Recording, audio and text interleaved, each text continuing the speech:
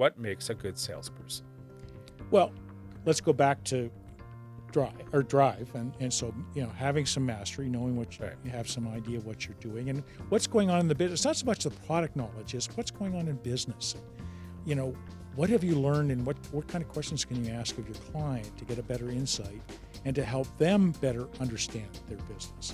Learning to ask really good quality questions and listening to them, summarizing them so that you can do something with them.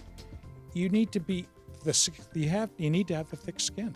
Yeah. You need to be able to accept that you're going to get mostly no's. So a lot of rejections. So resilience is really, really important. So, one of the things I look for when I was recruiting, one of the things you look for is people who have failed. And it's not so much, we all fail. It's how did you respond to the failure? Right. Did you quit?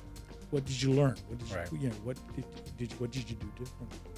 And So you would ask that in a job interview. You would say, "Have you ever tell me something that you failed at, and see what behavioral interviewing? Just see what the answer is." Yeah. So Jim, tell me about. So people would lie to you and say, "Oh, I've never." Well, failed. no, but you take notes, and then when you do your reference checks, you make sure that the story is actually true. Right. Okay, so But it takes a big person to sit. But you're 20, early 20s, like to say that you failed at something.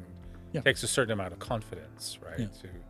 Yeah. No, it's still difficult. I mean, I'm well past the 20s, and it's still difficult to relate failures, oftentimes. But it's part of the learning.